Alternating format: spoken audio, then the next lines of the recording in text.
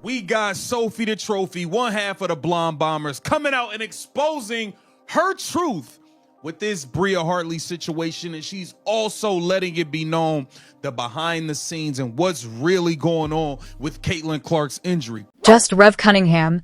Sophie simply now. This is crazy, since Hem yield something so shocking that supporters are going crazy. Here, we're not discussing poor calls, shoddy shots, or even fouls. We are discussing Caitlin Clark's complete departure from the WNBA. Yes, you heard correctly. The focus is on the league's top player and, all of a sudden, her post-league future. If she left, would you even stand by her side? Sophie Cunningham just added gasoline to a fire that was already out of control, so let's get started. She essentially implied that Caitlin Clark's WNBA career would end much sooner than anyone had anticipated. Fans are currently in a full-blown frenzy. Trust me, if you think that sounds dramatic, it's not. For months, the indications had been present. Let's get genuine first. Caitlin Clark is no longer a rookie. You would think that the league would have worked out a way to safeguard her by now, as she is just in her second year. They haven't, spoiler alert. She's been treated more like a punching bag than the superstar who is meant to represent the sport, beaten in almost every game, and fouled like it's open season. However, when someone like Sophie even ventures to speculate that Caitlin might actually retire, the WNBA wants to appear utterly astonished. To be honest, the league has essentially been urging her to take a moment to go back in time.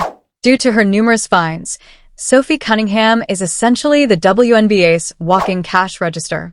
She is the one who has the courage to point out what everyone can see. Though, Caitlin's current circumstances are just untenable. I don't know. Everyone keeps asking, everyone's like, you know, and I'm like, literally, she doesn't even know. Like, it's just like a day by day legit type of thing. And so, yeah, she's close, but like, you also have to remember, like, she could be playing if it wasn't in the WNBA by now, but like at this level with how deep and like how good people are nowadays in our league, which is the best it's ever been, like, you can't just be good. You have to be on top of your game. And so just trying to get her back in game shape, I think, is what they're trying to do. But like, again, it's literally a day by day. I'm not holding out any information. I just literally. In fact, Sophie stated rather bluntly that Caitlin could not even be aware of her own recovery time. Daily. Isn't that the official line? However, as we all know, day by day can easily turn into week by week. And before you realize it, the announcement of a season has already occurred. A medical degree is not necessary to recognize that something is amiss in this situation. And she also would be able to play if this was not sumo wrestling, if this was not UFC, if you guys did not play rugby in these basketball games, she'd probably be able to get out there and do her thing. But she has to put on all this armor, which caused her to get hurt anyway. She had to put on all this armor because y'all don't play basketball. It is rugby out there. This is the part Sophie added that truly made folks take a deep breath. She stated, Caitlin could probably already be playing if it wasn't the WNBA. Give it a moment to settle in. Isn't that a dagger?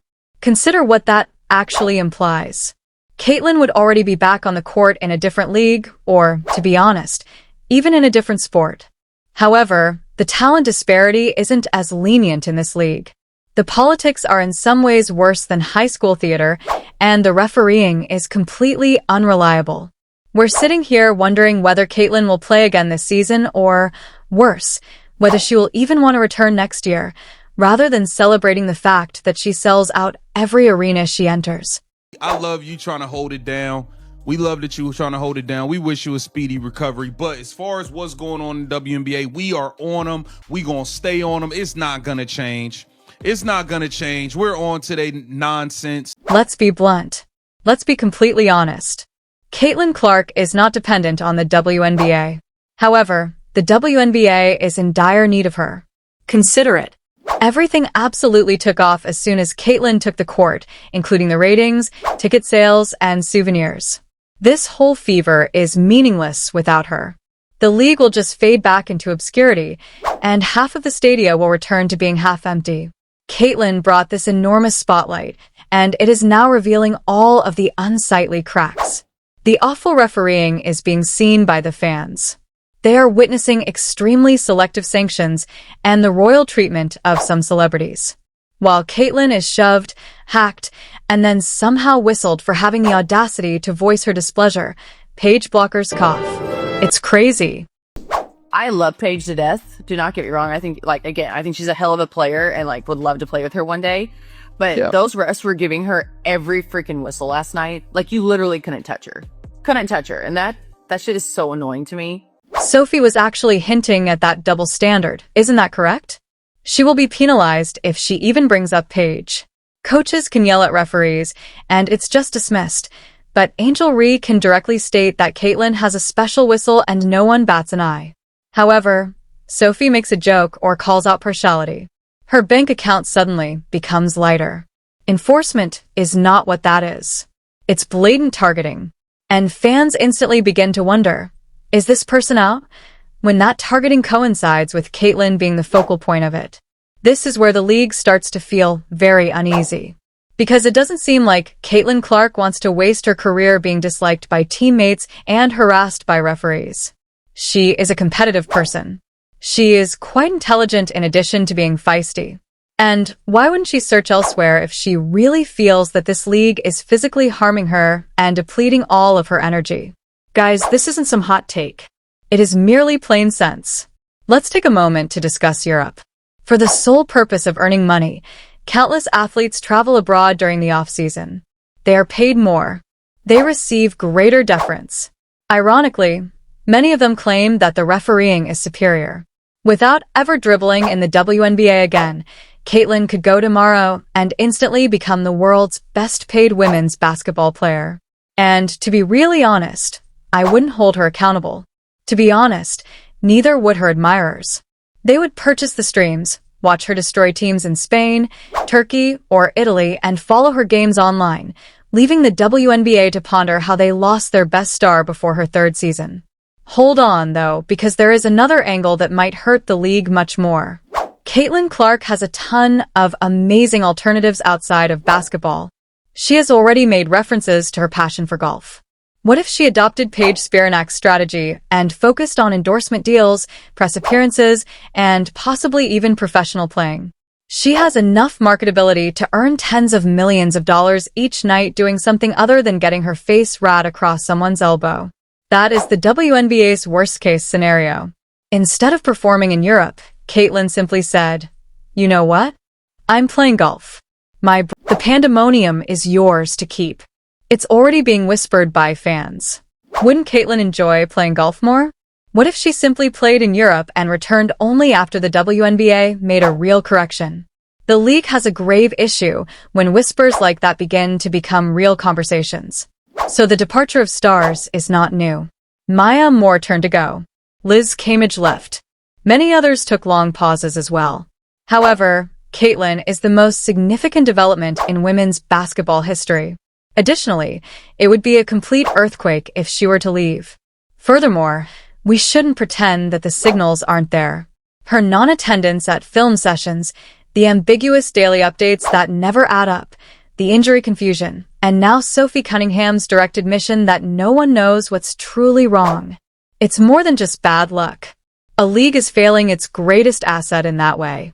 The WNBA is playing games with vague injury reports, such as growing strain, ankle bruise, or questionable for tonight, rather than being open and honest. The good news is that fans are not foolish. The patterns are visible to them. They are aware that this seems suspicious. Furthermore, it is no longer even defensible as a conspiracy idea. It can be referred to as inept. The league is unsure about the issue. The group is unsure on how to respond to it. And Caitlyn may be sitting there questioning whether it's worth putting her health at danger for a company that obviously doesn't support her. Not to mention the incredibly high mental cost. To be honest, no woman in a has ever carried the kind of strain that Caitlyn is. She represents the whole WNBA brand as well as Nike, State Farm, Gatorade, and ESPN. It is literally impossible for her to enter a coffee shop without a line forming. National television broadcasts every game. Every foul immediately became a point of contention, and every shot was analyzed by Twitter trolls. Do you genuinely believe she is unaffected by that? Serena Williams, Naomi Osaka, and Simone Biles all experienced times when the strain simply boiled over. Caitlyn is no exception. Therefore, Sophie Cunningham's suggestion that she might leave might not be over the top. It's possible that Caitlyn is purchasing some mental tranquility for herself. The actual kicker is right here. Even her fans wouldn't despise her for it. "I'm done with the WNBA tomorrow," Caitlyn would have said. "I'll be traveling to Europe. Alternatively, I'm trying golf." In fact, people would be in favor of it. "Good for protecting your body," they would say. "Keep your mind safe." You were never protected by the league. In contrast, the WNBA would disintegrate since there would be no league momentum without Caitlyn. Media attention disappears, attendance declines, and sponsorships stop coming in. There is more to the Caitlyn Clark effect than just a catchphrase. It's the actual distinction between being relevant and surviving.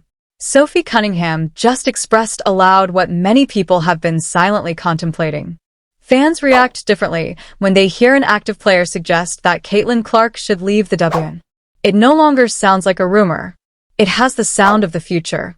It's not only about Caitlyn's injuries or Sophie Cunningham's fines, so let's actually discuss how this all connects to the WNBA's fundamental double standard issue. It concerns how the league handles its players and how, depending on who best suits the plot, such treatment leads to the creation of villains, victims, and even golden children. Take Paige Beerers, for instance. It seems as though the WNBA has already scripted the script for Paige when she enters the league with a significant publicity push. Superstar whistle check. Check the highlight reels. Double, fans are saying that she is the league's future. Nevertheless, in just 2 years, Caitlyn Clark has accomplished more for the WNBA than Paige has ever done. The key distinction is that Caitlyn receives a huge target on her back in place of the safety net. Sophie Cunningham tapped into that. In essence, she showed the league a mirror and stated, "This is how it actually seems." The ones who are carrying the league receive the worst treatment, while certain people are protected and others are punished. Although she didn't explicitly mention Caitlyn's name, everyone knew exactly who she was referring to. And that's exactly why her remarks caused a furor among admirers. The issue is not limited to Caitlyn's health. It's all of the league's legitimacy. Consider it. We'll be left if Caitlyn Clark decides she's had enough and goes. Despite her popularity, Angel Ree is divisive. Despite her high status, Aha Wilson is not well known to casual fans.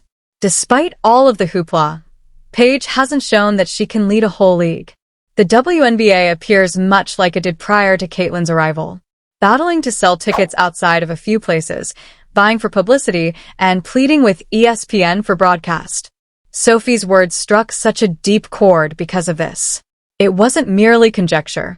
It was a valid conflict. Let's now act out the hypothetical situations. In the first scenario, Caitlyn Clark chooses to persevere, recover physically, and play in the WNBA for a few more years. In the best scenario, she dominates, wins MVPs, and compels the league to finally treat her like the superstar she deserves. In the worst situation, the injuries mount up. She psychologically burns out, leaving us to discuss what might have been rather than what actually happened. In the second scenario, she draws the Europe card, receives royal treatment, the season is shortened, and the money is far better.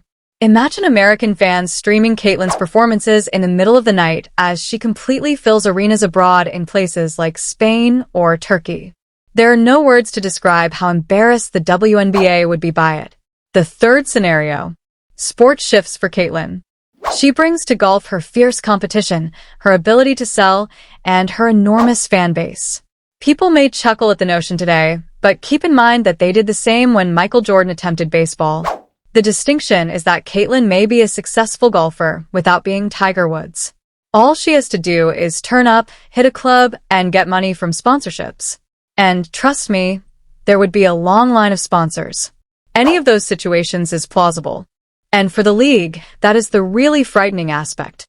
You've already lost when your best star has more alluring possibilities outside of your league than within it.